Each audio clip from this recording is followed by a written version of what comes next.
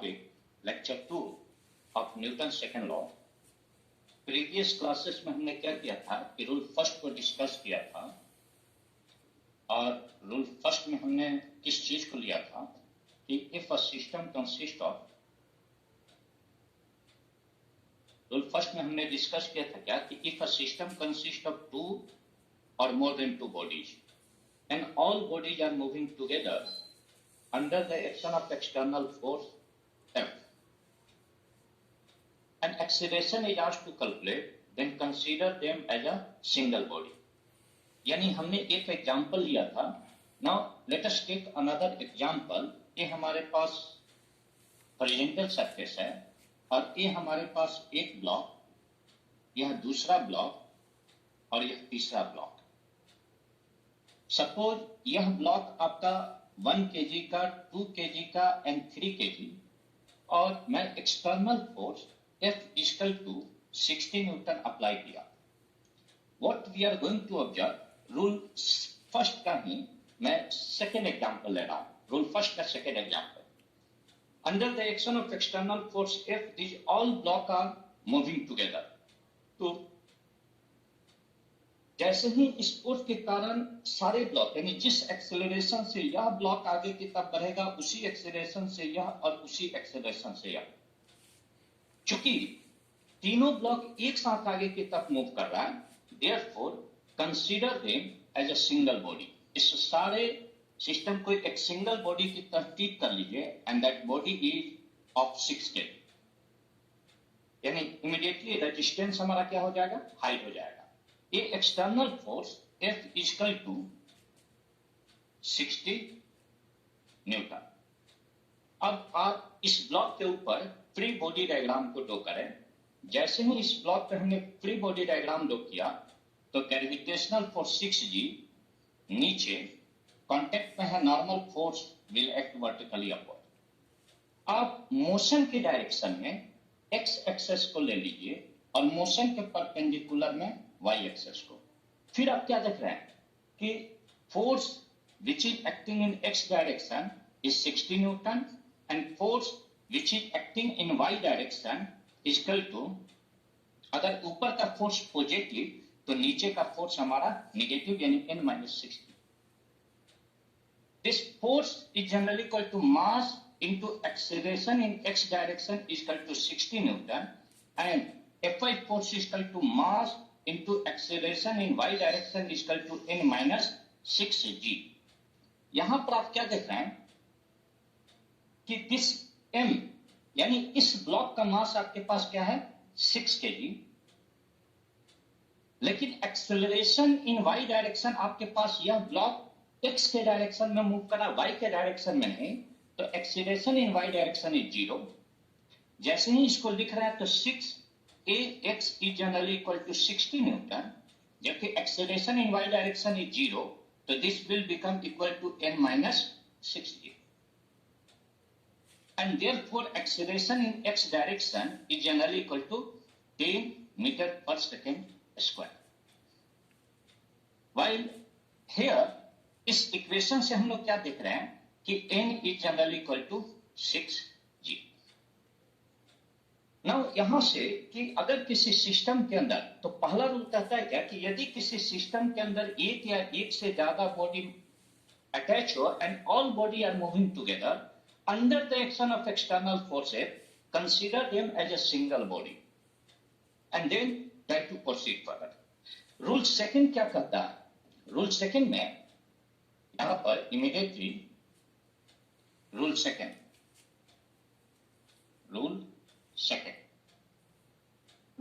कहता है क्या कि if a system consist of two और more than two bodies, for example ये हमारे पास हॉरिजॉन्टल सरफेस, और इस हॉरिजॉन्टल सरफेस के ऊपर हमने किसी एक ब्लॉक को ले लिया।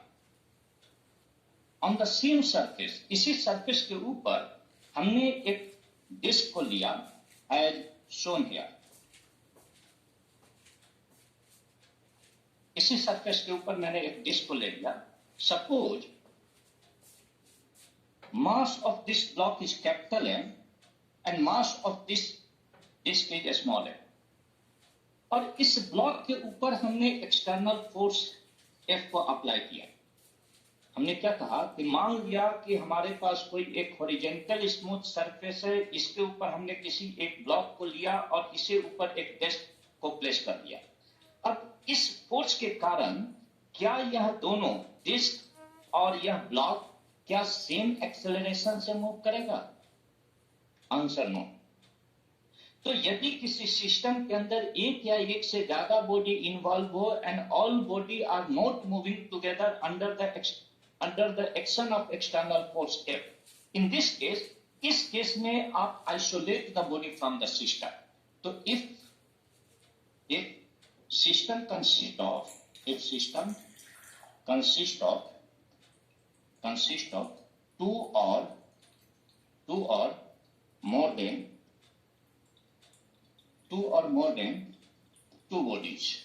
two bodies and all bodies are not moving together,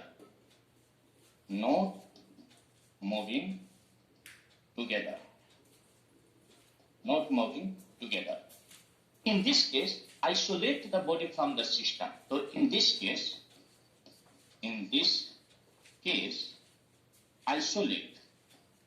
isolates bodies from system. इस केस में आप बॉडी को सिस्टम से क्या कर लीजिए? आइसोलेट कर लीजिए। तो आप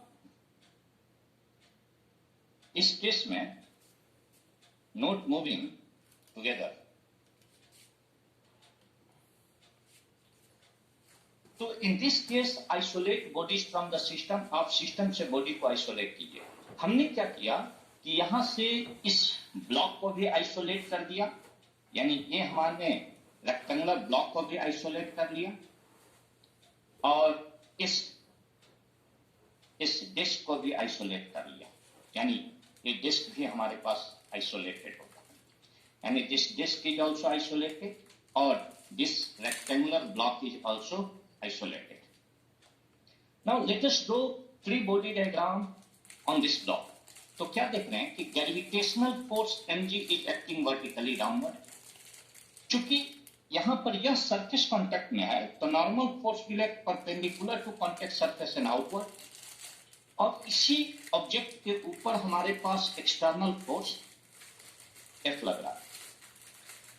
जबकि इस स्मॉलर ब्लॉक पे मैं फ्री बॉडी डायग्राम ड्रॉ कर रहा हूं, तो यह स्मॉल mg यह नीचे की तरफ ये सरफेस कांटेक्ट में है तो normal force will act perpendicular to contact surface and outward. At the same time यह डिस्क इस ब्लॉक को कंप्रेस कर रहा है, यानी यह ग्रेविटेशन, यह नॉर्मल तो ये सरफेस इस ब्लॉक के ऊपर एक्सर्ट कर रहा है, लेकिन यह डिस्क भी इस ब्लॉक को नीचे की तरफ प्रेस कर रहा है, यानी it is going to exert one more normal force and this is m dash.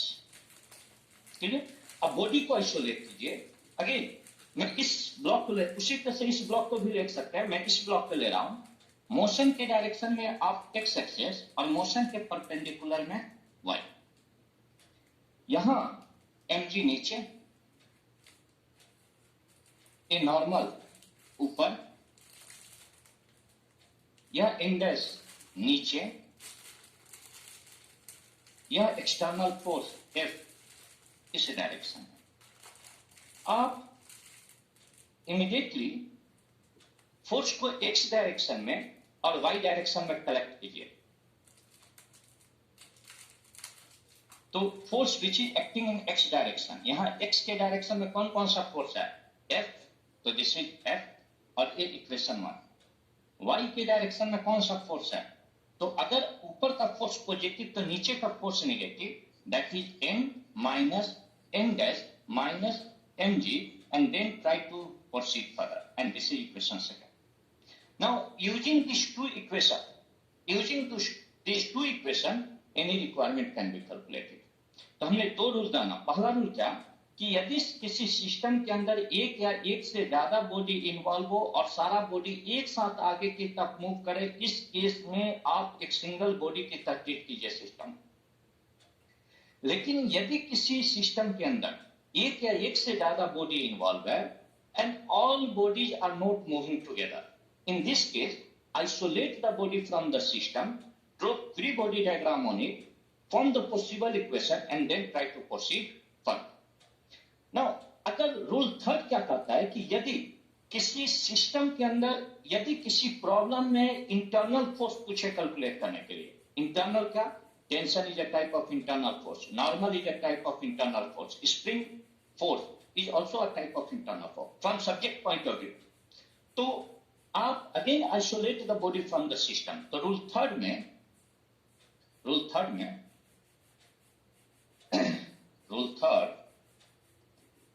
if system consists of if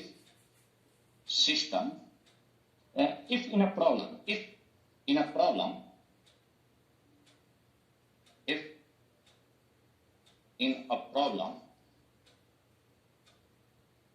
internal force is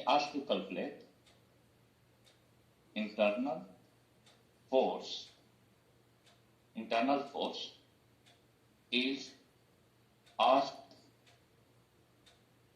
to calculate, internal force is asked to calculate, then isolate the body from the system. Then isolate bodies from system. Isolate bodies from system. आप system से body को isolate कीजिए and then try to proceed further. Now जब भी problem को आप deal करते हैं कि how we are going to apply in a situation, तो मैं यहां पर सबसे पहले problem based on incline plane, मैं इंक्लाइन प्लेन या एक जनरल फॉर्म में तरीका ले रहा हूं और आपको मैंने प्रोजेक्टाइल में भी बताया था कि कैसे कंपोनेंट में तोड़ते हैं. नाउ यहां पर मैं एक क्वेश्चन से स्टार्ट कर रहा हूं. ऊपर में question, find out acceleration of block as shown in figure. जिस तरह से फिगर में दिखाया गया है, इस फिगर में ब्लॉक के एक्सेलरेशन को आप बताइए. फिगर आपके पास क्या है? ये हमारे पास एक block of mass 2 kg and this block is being pulled by force F is equal to 30 Newton, making an angle 30 degree with horizontal. So, find out acceleration of a block as shown in figure, assuming all the surface to be smooth and force which is acting on a block is 30 Newton as shown in figure. तो अगर मैं question को, problem को solve करना चाहूं, तो problem को solve करने का पहला तरीका कि आप ये देखिए कि सिस्टम में मोशन किधर है, आइडेंटिफाई मोशन. तो जब मैं इसे खींचूंगा तो this block will move in this direction. जिस डायरेक्शन में ब्लॉक मूव करे, आप एक्स एक्सेस को उसी के डायरेक्शन में लीजिए एंड वाई एक्सेस को उसके परपेंडिकुलर में. Now draw free body diagram on this block. Second step में जैसे ही मैं यहां फ्री बॉडी डायग्राम ड्रॉ कराऊं तो gravitational force 2g will act vertically downward. एक सरफेस कांटेक्ट में है तो normal force will act in this direction और एक एक्सटर्नल फोर्स इधर. तो मैंने 2g को वर्टिकली नीचे की तरफ लिया, यह normal force perpendicular to contact surface and upward, और यह external force F is acting in this direction. Now, पहला identify motion, second draw free body diagram on it, third जो फोर्स मोशन के डायरेक्शन में ना हो या मोशन के परपेंडिकुलर में ना हो, उस फोर्स को आप कंपोनेंट में तोड़ दें. तो यहां देख रहे हैं क्या कि यह नॉर्मल तो ऑलरेडी वाई एक्सेस में है, यह 2g तो ऑलरेडी वाई एक्सेस में है, लेकिन यह F neither acting in x direction nor in y. तो इस F को दो कंपोनेंट में तोड़िए, यानी इस फोर्स को दो कंपोनेंट में तोड़िए. सबसे सिंपल तरीका, इस फोर्स से मोशन के लाइन पे आप एक परपेंडिकुलर खींचे, एक लाइन खींचे इस तरह से कि आपके पास एक राइट एंगल ट्रायंगल बन जाए. इस फोर्स को दो कंपोनेंट में तोड़े तो जो थीटा के सामने होता है that will be F sin 30 degree, F sin theta, और जो बेस में होता है यानी this will be F cos 30 degree और मेंटली इसका एग्जिस्टेंस खत्म। यानी हमने क्या किया कि इस फोर्स को हमने दो कंपोनेंट में तोड़ दिया। ओ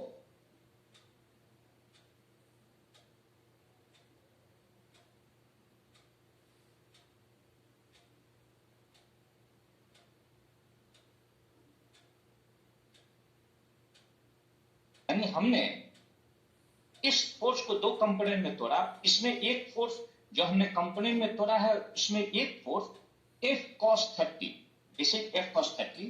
F cos 30 हमारा इस डायरेक्शन में और F sin 30 हमारा किस डायरेक्शन में, F sin 30 ऊपर के डायरेक्शन में। क्लियर? अब x डायरेक्शन और y डायरेक्शन में फोर्स को कलेक्ट कीजिए तो force which is acting in x direction, force acting in x direction is equal to what, इधर की तरफ हमारे पास है F cos 30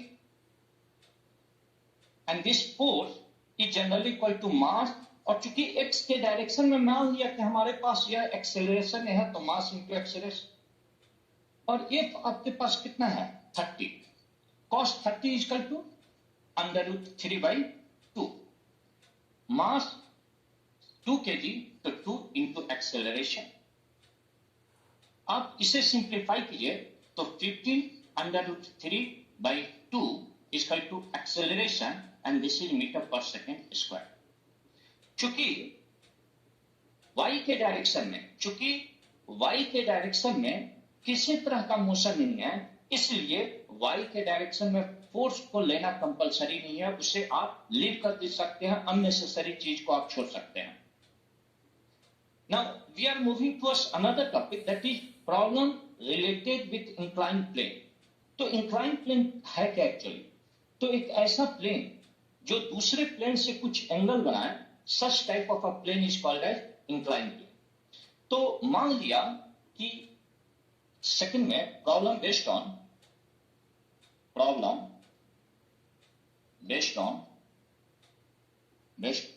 inclined plane, यानी इंक्लाइंड प्लेन से problem based on inclined plane. तो एक ऐसा प्लेन जो दूसरे प्लेन से कुछ एंगल बनाए, उसी तरह के प्लेन को इंक्लाइंड प्लेन कहते हैं। मान लिया कि यह आपके पास एक हॉरिजॉन्टल सरफेस और हमारे पास एक और प्लेन है, और यह प्लेन इस प्लेन से कुछ एंगल बना रहा है दैट इज थीटा, तो इसी प्लेन को कहेंगे inclined plane. Now consider a block of mass m which is kept on this inclined plane। यानी consider a block of mass m, मैंने m मास के एक ब्लॉक को लिया और इस इंक्लाइंड प्लेन के ऊपर हमने इस ब्लॉक को रख दिया।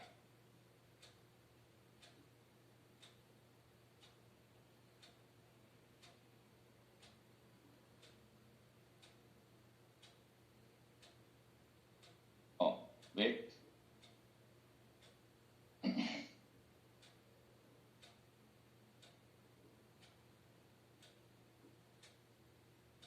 ये हमारे पास एक ब्लॉक और इस ब्लॉक को हमने इस इंक्लाइंड प्लेन के ऊपर रख दिया। ये हमारे पास एक block and mass of this block is m and this block is kept on a inclined plane. तो consider a block of mass m which is kept on an inclined plane as shown in figure। यानी consider a block of mass m kept on smooth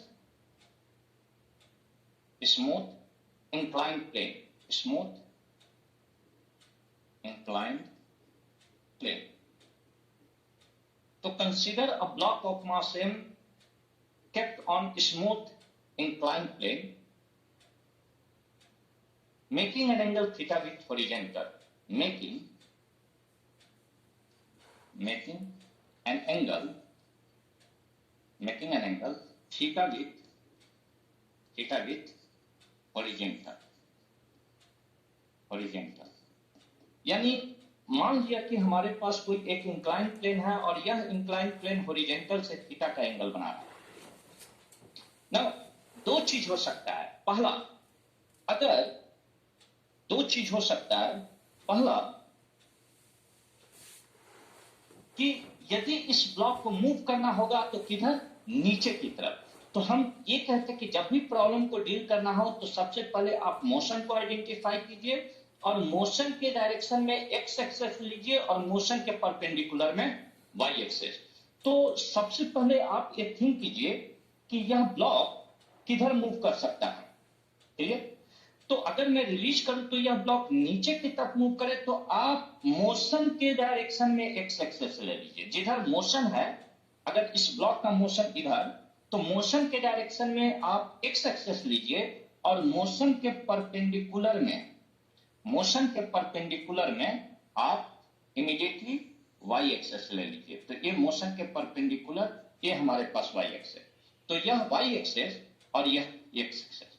तो motion के direction में x access, motion के perpendicular में y access. यदि इस block में motion नीचे एक्सेलरेशन से नीचे की तरफ मूव करे तब, यदि इस ब्लॉक में मोशन नीचे के जगह पे, अगर इस ब्लॉक में मोशन ऊपर की तरफ है तो मोशन के डायरेक्शन में आप एक्स एक्सेस ले लीजिए और मोशन के परपेंडिकुलर में आप वाई एक्सेस ले लीजिए। ठीक क्लियर? तो आप इधर एक्स एक्सेस ले लीजिए और इसके परपेंडिकुलर में वाई एक्सेस। तो यदि हमने क्या कहा कि मान लिया कि हमारे पास कोई एक ब्लॉक है और इस ब्लॉक को एक इंक्लाइन प्लेन के ऊपर रख दिया और यह ब्लॉक यह इंक्लाइन प्लेन हॉरिजॉन्टल सरफेस से थीटा का एंगल बना रहा है। यदि मैं ब्लॉक को रिलीज करूं तो दो ही सिचुएशन हो सकते हैं। Either this block is going to move downward, और यदि ये ब्लॉक नीचे की तरफ ए एक्सीलरेशन से मूव करे तो मोशन के डायरेक्शन में आप एक्स एक्सेस खींच लीजिए और मोशन के परपेंडिकुलर में वाई एक्सेस। यदि मैंने इस ब्लॉक के ऊपर नीचे से फोर्स लगाया तो नीचे जाने की जगह पर ऊपर जाएगा, तो आप मोशन के डायरेक्शन में एक्स एक्सेस ले लीजिए और मोशन के परपेंडिकुलर में y axes. Are you getting my point? Now second step में ड्रॉ फ्री बॉडी डायग्राम। पहला मोशन को आइडेंटिफाई कीजिए, दूसरा रेफरेंस एक्सेस यानी एक्स एक्सेस और वाई एक्सेस को लीजिए। तीसरा स्टेप में draw free body diagram on this block. अब फ्री बॉडी डायग्राम ड्रॉ कर रहे हैं तो सी, मैं इस ब्लॉक के ऊपर फ्री बॉडी डायग्राम ड्रॉ कर रहा हूं। तो चूंकि इसका मास है तो gravitational force mg will act vertically downward. इस सरफेस कांटेक्ट में है तो normal force will act perpendicular to contact surface and outward। मान लिया कि यह ब्लॉक, मैं ये एज्यूम करके चला जा रहा हूं कि यह ब्लॉक नीचे की तरफ जा रहा है। ठीक है, इंस्टेड ऑफ मूविंग अपवर्ड ये नीचे की तरफ जा रहा है। तो मैं अब इस सिचुएशन को यहां से डिलीट